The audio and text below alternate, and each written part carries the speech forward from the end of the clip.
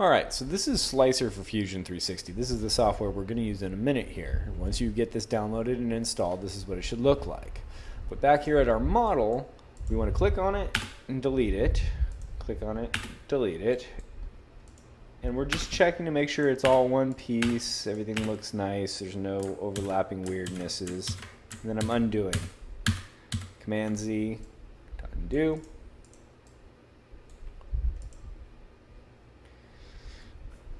And I'm going to go ahead and use the command merge all faces to kind of clean things up. You'll notice it right here when I use it. I'm going to click on this, merge all faces, enter.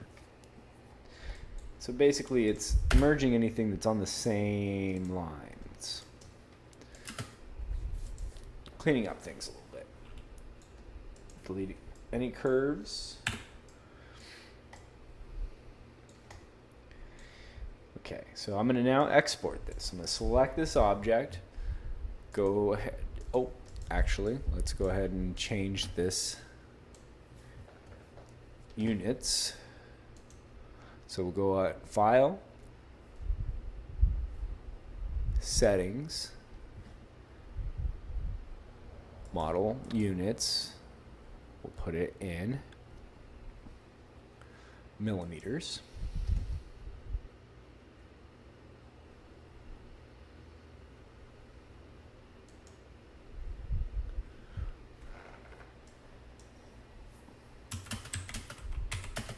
And it should scale it. And then we go ahead and go File, Export Selected, and we'll export it as an STL file right here. File, STL file, under the formats. And then we'll go ahead and put it on my desktop. It's okay, millimeters, looks good. And then do it again.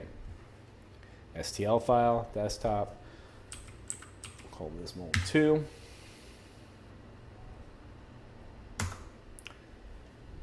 It's fine, export. Then we come over here and import that STL file.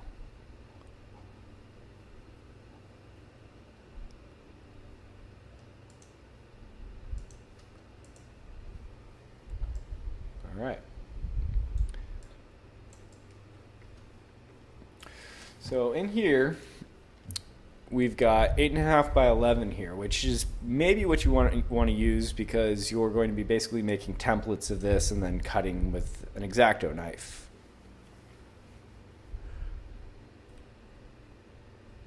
But if you're using laser cutter, there's also settings for that. So if you come in here to your settings, and we go to custom and we import a new custom one. These are the settings for the laser cutter. Okay, so this is the size, inches you want to use for your laser cutter.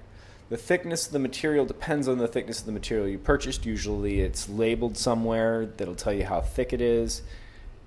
If it's in inches, put it in inches. If not, you can always transfer it to millimeters. First you put it in inches here, and then you put it into millimeters, and it will convert those inch sizes to millimeters, and then you can enter the millimeters here. 3 millimeters is kind of a standard size. All right, but if you're using 8.5 by 11 sheets of paper, you can use 8.5 by 11 here. You still want to come over here and choose your thickness, okay? And 0.177 should be fine. And done. Okay. So the next thing we do is we're going to use just plain paper for this purposes, but we're going to select our construction technique and the size. So the size of it is 8 by 4, which is wrong. We want it to be, remember it's half, so it should be 6 by 6 by 3. Okay, so it automatically adjusts to 6 by 6 by 3, and we'll select our construction technique as stacked slices. And there you have it.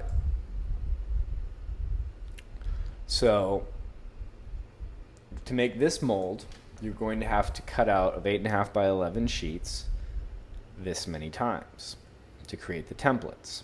Those templates will then be traced onto whatever size foam core to have them to then go in and cut the foam core. So you'll have to do that for both sides. Don't forget, we're doing the negative space, both sides, and then all you have to do once you see that you've got it the way you want is export it.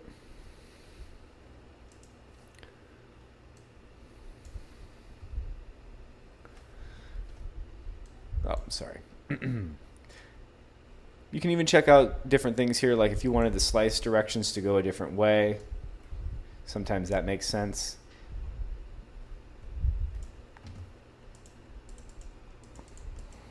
There's that.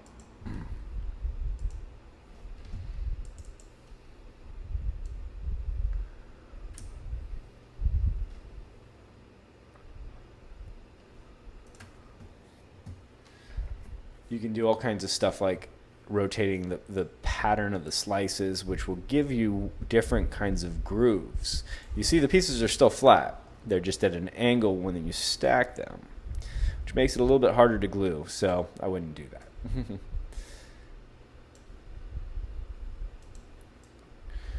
But if you wanted to rotate it so that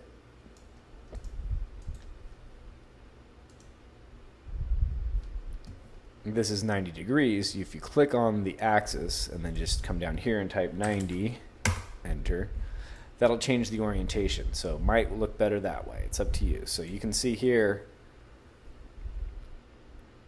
for this purposes, I think this is a better direction for this one. Technically, you could do a couple of different ones too, right? I could get rid of this and then do just this center part on its own as a separate kind of stack, but you can't change it in this program. You would have to export it separately and do it, tweak it in this program to get it to go the direction you want. But for my purposes, this looks good. So I'm going to go ahead and get plans. Well, I can also go to assembly steps here, and we can look what it looks like, right? So you're going to be using foam core, not cardboard. So it looks more like, I'm just going to use plywood here, or let's use plastic. I don't like the plastic that much because it's transparent, but you can see we can go back through and see the different size steps, and they highlight right here. So this is really crucial.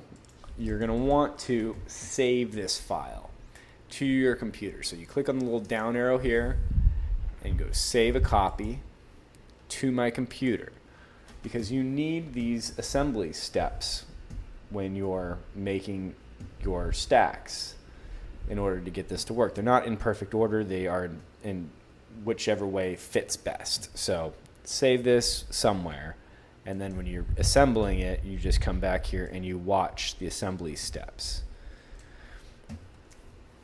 Another thing you want to do is when you print this out, make sure you keep the numbers on the objects so that when you're stacking these, you have the numbers available for reference.